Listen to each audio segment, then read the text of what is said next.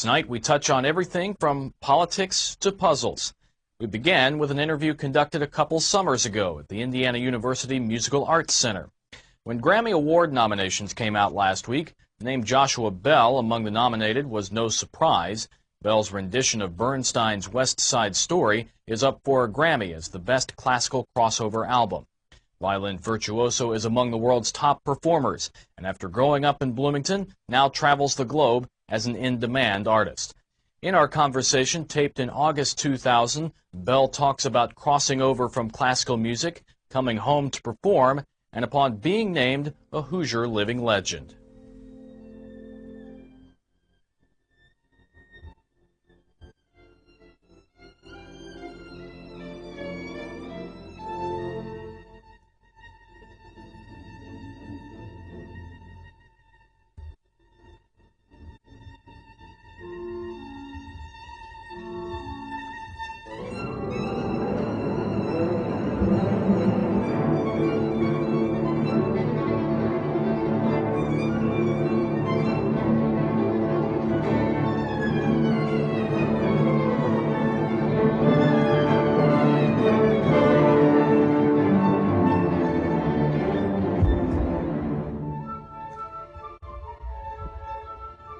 How does it feel to be a living Hoosier legend?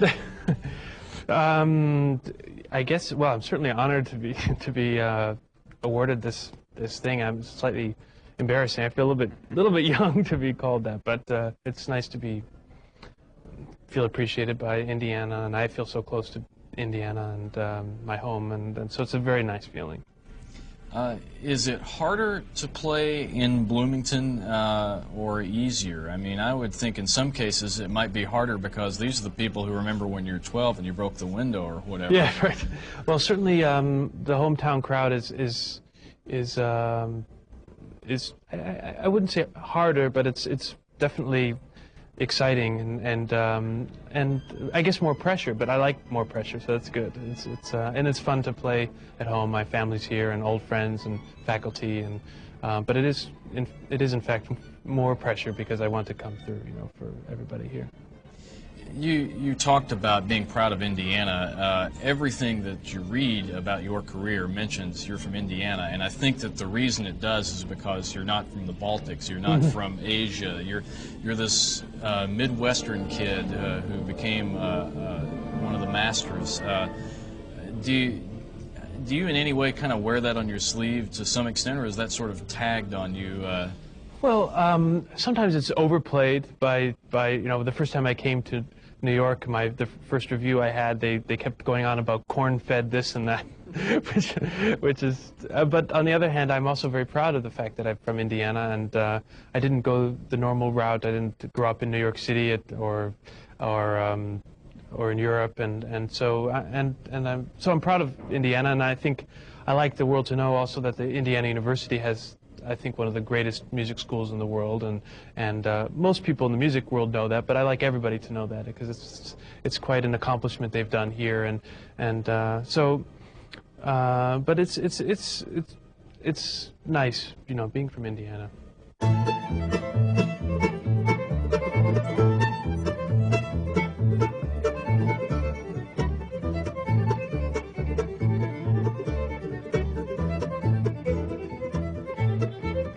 A lot of the reviews also point out that these varied projects that you've been doing lately, and I don't know, I wonder if you consider them really off the beaten path that much. A Short Trip Home, Red Violin, things like that. How do you see that at this point in your career? Well, I have done some things that have been called off the beaten path or crossover, whatever you want to call it. The thing about classical music is that it's so varied in itself, from Bach to Prokofiev. I mean, you've got two completely different worlds.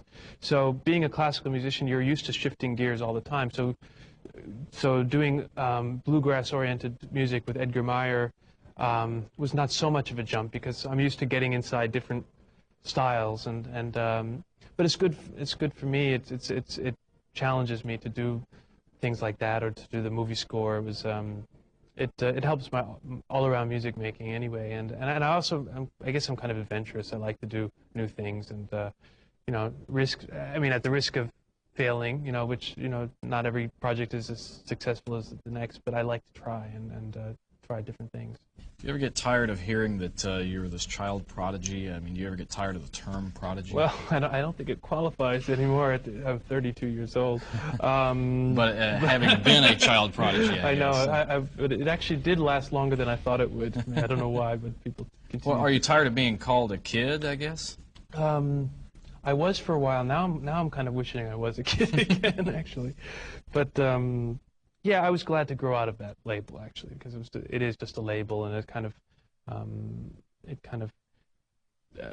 people have already stereotypical ideas of what a prodigy is, and also they come to the music with kind of already slightly preconceived things. I mean, notions that shouldn't be there. I just wanted them to. I want them to have an open mind and just listen for the music and not for some sort of spectacle, which was kind of the case when you're really little, doing something kind of slightly patronizing about it that I didn't enjoy. So, last thing, you have been doing this now for quite most of your 32 years. Do you ever get tired of this at all? I mean, a lot of people who grow up working at it as hard as you have at something like this, especially an artistic endeavor, sometimes they get to a stage where they're kind of burned out, frankly. Do you ever see that being a problem?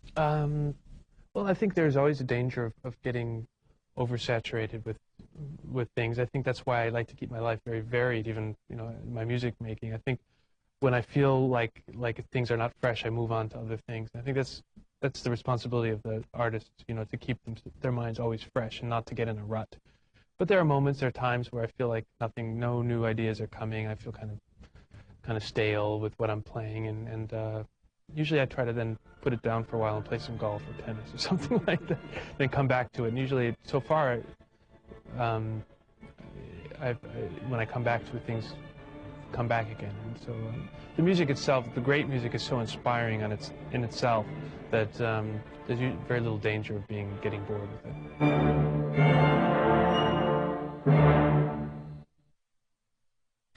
Bill is already a Grammy winner for last year's Nicholas Maw Violin Concerto. His performance on the soundtrack of the movie The Red Violin won an Oscar. He's on the soundtrack to the movie Iris, just released this week.